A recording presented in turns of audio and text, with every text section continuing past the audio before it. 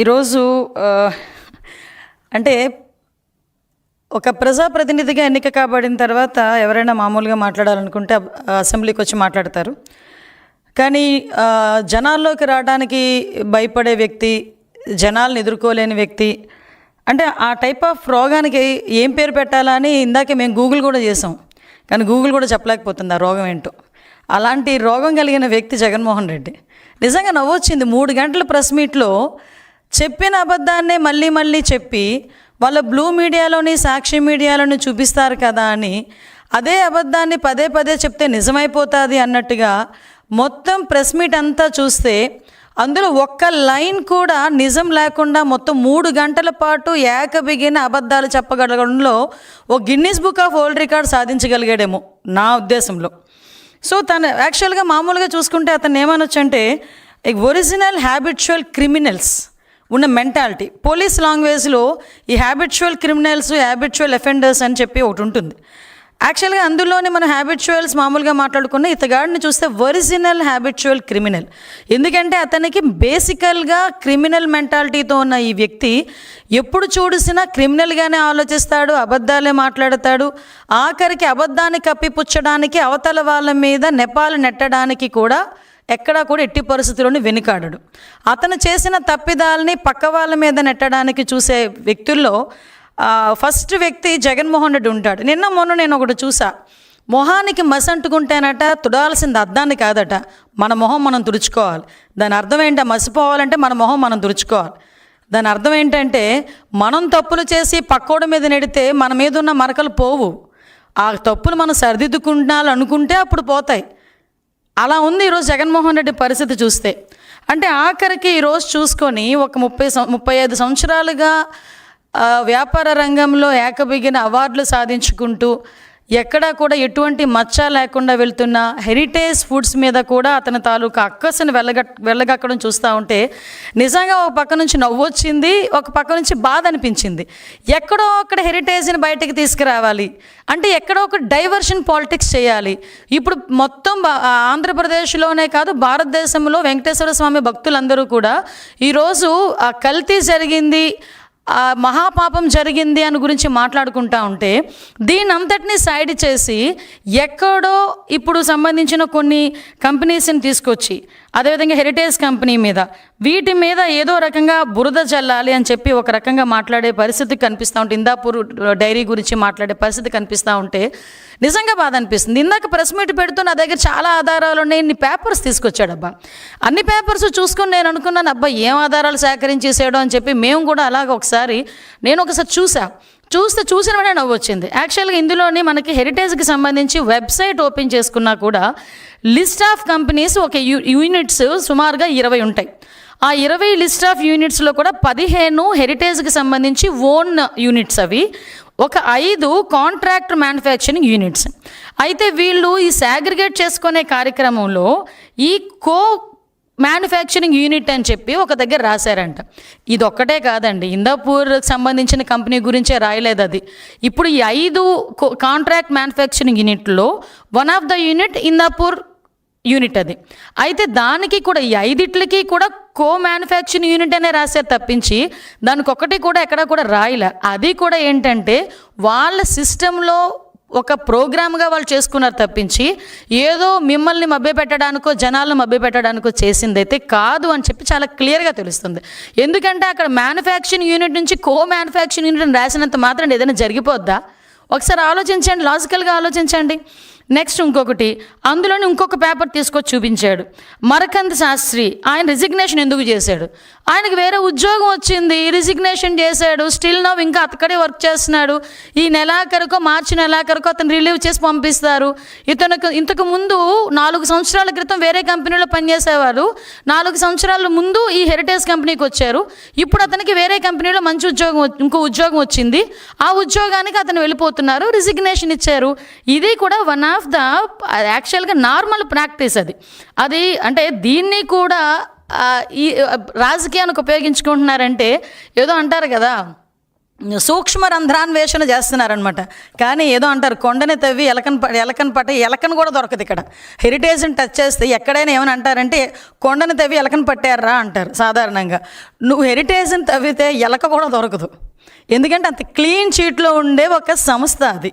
అటువంటి పరిస్థితి నుంచి ఈరోజు మనకి అది కూడా ఎందుకు పెడతారంటే వెబ్సైట్లో పెట్టారు. అది వాళ్ళేం దాచుకోలేదే, వెబ్సైట్లో పెట్టారు. ఎందుకు వెబ్సైట్లో పెట్టారు? యాక్చువల్గా స్టాక్ ఎక్స్చేంజ్కి వాళ్ళు ఇన్ఫర్మేషన్ ఇవ్వాలి. ఎందుకంటే బికాస్ ఆఫ్ ఇన్వెస్టర్స్కి తెలియాలి పలానా సేల్స్ డిపార్ట్మెంట్కి సంబంధించిన head of the sales department manager అతను హెడ్ ఆఫ్ ద డిపార్ట్మెంట్ వెళ్ళిపోతున్నాడు, రిజైన్ చేశాడు అన్న విషయాన్ని స్టాక్ ఎక్స్చేంజ్ వాళ్ళకి చెప్పాలి వీళ్ళు. ఎట్ ద సేమ్ టైం ఇన్వెస్టర్స్కి తెలియాలి కాబట్టి ఓపెన్గా అది వెబ్సైట్లో పెట్టడం జరిగింది.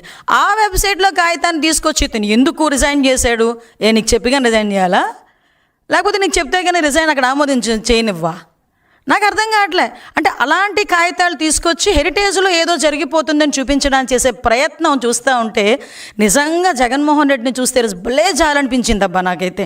సేమ్ యాస్ట్రీస్ ఈరోజు హిందాపూర్ డైరీ గురించి మాట్లాడుతున్నారు. ఇక్కడ వాళ్ళు ఏం మాట్లాడతారు, హెరిటేజ్ యూనిట్ అంటున్నారనమాట. యాక్చువల్గా ఒకసారి బుర్రున్నవాడు ఎవరికైనా ఏది పెద్ద కంపెనీ ఏది చిన్న కంపెనీ, పెద్ద కంపెనీకి ఒక యూనిట్ కంపెనీ అవుతుంది చిన్న కంపెనీ, అంతేకాని చిన్న కంపెనీకి యూనిట్ కంపెనీ పెద్ద కంపెనీ అవ్వదు. ఇప్పుడు హెరిటేజ్ ఫర్ ఎగ్జాంపుల్ డైలీ 20 లక్షల లీటర్ల పాలు ప్రొక్యూర్ చేస్తే దానికి డబల్ మిల్క్ ప్రొక్యూర్ చేసేది హిందాపూర్.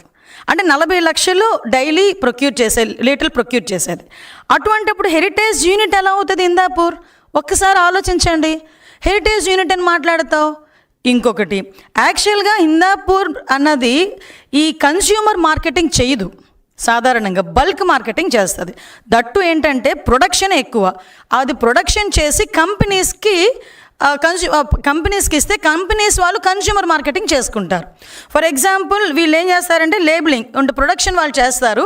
లేబులింగ్ అంటే ఇప్పుడు హెరిటేజ్ కంపెనీ ఈ హిందాపూర్ కంపెనీకి దగ్గర నుంచి చీజ్ అని, పన్నీర్ అని, నెక్స్ట్ ఇంకొకటి ఏంటంటే టెట్రాప్యాక్ మిల్క్స్ సంబంధించినవని ఇలాంటివి కొనుగోలు చేస్తుంది, హెరిటేజ్ కొనుగోలు చేస్తుంది.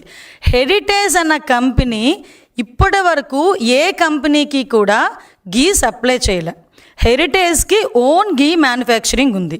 హెరిటేజ్ కంపెనీ గీ కూడా ఎప్పుడూ బల్క్గా ట్యాంకర్స్తో ఎక్కడికి పంపించలే. అది ఓన్లీ కన్జ్యూమర్కి మాత్రమే అది సప్లై చేసే పరిస్థితి. కన్జ్యూమర్ మార్కెటింగ్ మాత్రమే చేస్తారు. ఈ విషయం చిన్న పిల్లోడిని అడిగినా చెప్తాడు. దానికి ఈరోజు హిందాపూర్ కంపెనీకి హెరిటేజ్ నుంచి నెయ్యి వెళ్ళిద్ది, ఆ నెయ్యిని తీసుకొచ్చి హిందాపూర్ తీసుకొచ్చి మన టీటీడీకి ఇస్తుందని మాట్లాడుతున్నారు. అసలు బుడబన్యాస్తుందా మీకు? అసలు చాలా క్లియర్గా వాళ్ళు ఒక సిస్టమ్ పెట్టుకున్నారు. మేము ఏ రోజు కూడా టెంపుల్స్కి మీ నెయ్యి సరఫరా చేయకూడదు, ఎందుకంటే వాళ్ళు బల్క్గా చెయ్యరు వాళ్ళు. ఎందుకు వాళ్ళ మార్కెటింగ్ వాళ్ళకు ఉంది, కన్స్యూమర్ మార్కెటింగ్ వాళ్ళకు ఉంది. సో దట్ వాళ్ళు అలా వెళ్తారు. వీళ్ళు కొన్ని సిస్టమ్స్ పెట్టుకున్నారు. అంటే ఒక సైద్ధాంతికంగా వెళ్ళాలి అనే ఉద్దేశం హెరిటేజ్ కంపెనీ వాళ్ళకు ఉంది కాబట్టి అలా వెళ్ళారు.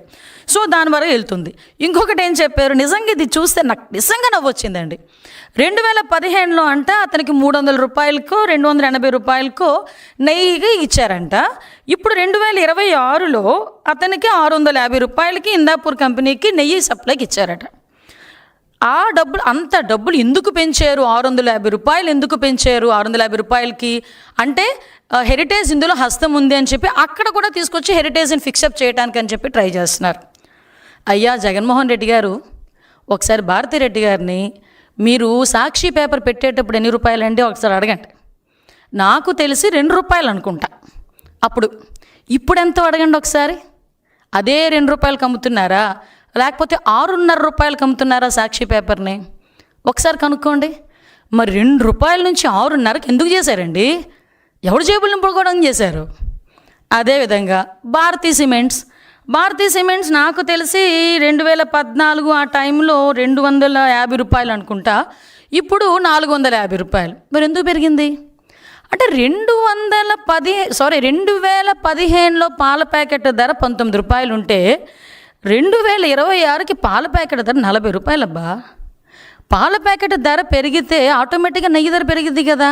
ఆఫ్కోర్స్ నీకు ఎలా తెలుస్తుందిలే, పాలే లేకుండా నెయ్యి తీసేటంత టెక్నాలజీ నీకు సాక్షి టీవీలోని లేకపోతే నీ తాడేపల్లి ఇంట్లోనే ఉంది కదా, ఆటోమేటిక్గా నీకు తెలియకపోవచ్చు. తెలుసుకో నాయన, విషయం ఏంటంటే అప్పటికి ఇప్పుడు రేట్లు పెరిగినాయి, పాల ధర పెరిగింది. ఫర్ ఎగ్జాంపుల్ నందిని ఉంది, నందిని డైరీ వాళ్ళకి 700 రూపాయలకి ఇస్తున్నారు. ఎందుకో తెలుసా? కర్ణాటకలో పాల ధర ఇంకా ఎక్కువ కాబట్టి అక్కడ ఎక్కువ కాబట్టి 700 రూపాయలకి సప్లైకి ఇచ్చింది ఇదే టీటీడీ.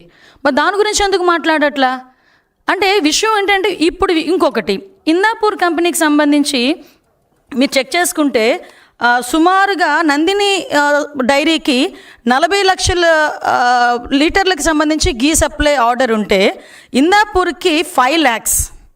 నిజంగా హెరిటేజే ఇన్వాల్వ్ అయ్యింది అనుకుంటే ఆ 50 లక్షలు హెరిటేజ్ ఇందాపూర్ తీసుకోలేదా? ఆ చిన్న చిన్న లాజిక్స్ ఎందుకు మిస్ అవుతున్నావు అబ్బా? అదొకటి.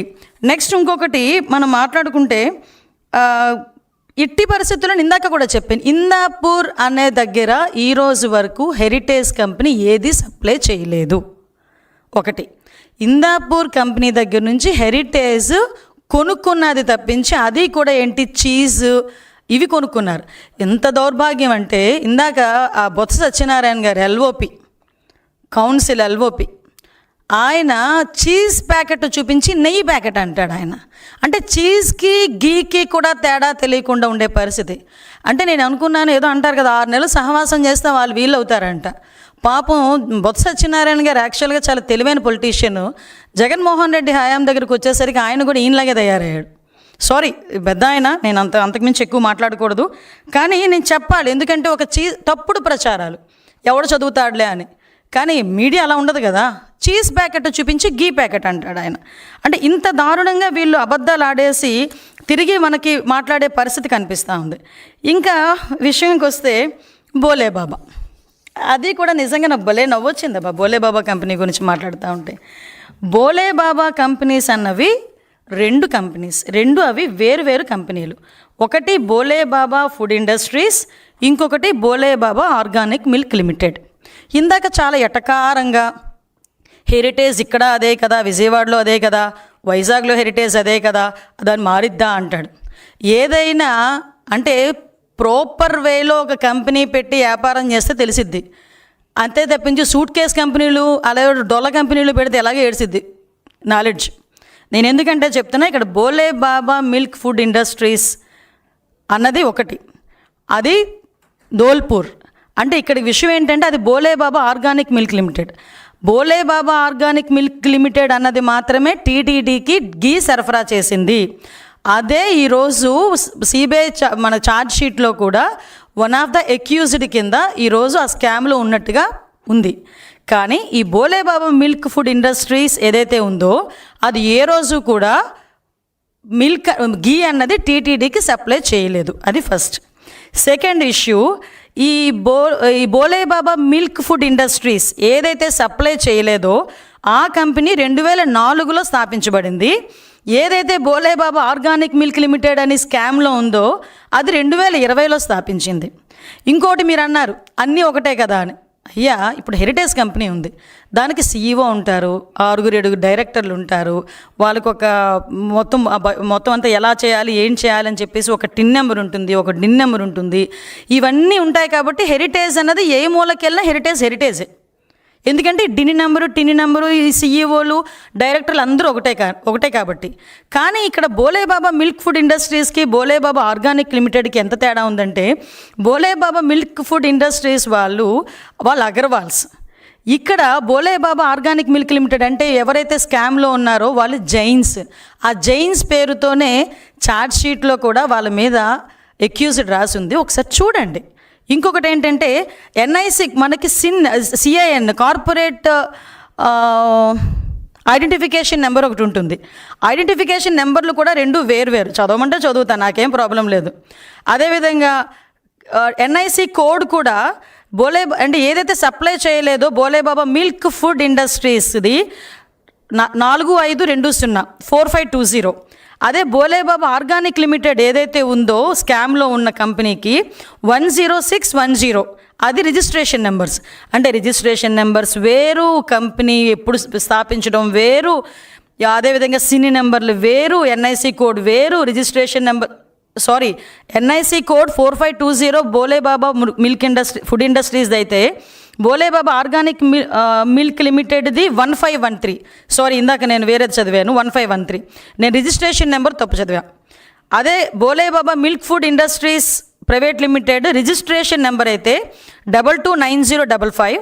Bhole Baba organic milk limited in the sense ఏదైతే స్కామ్లో ఉందో ఆ కంపెనీ రిజిస్ట్రేషన్ నెంబర్ 10610. సో ఈ రెండు కంపెనీలు వేరు అన్నది చాలా క్లియర్గా అర్థమవుతుంది. కానీ ఈ ముక్క 5 సంవత్సరాలు సీఎం చేసిన వ్యక్తికి ఎందుకు అర్థం కావట్లేదో నాకు అర్థం కావట్లే. ఇప్పుడు ఒకరు ఉంటారండి, వెంకటేశ్వర కంపెనీ అని బోల్డ్ కంపెనీస్ ఉంటాయి. ఇంకా వెంకటేశ్వర పేరు పెట్టుకున్న వాళ్ళందరిది ఒకటే కంపెనీ అవుతుందా?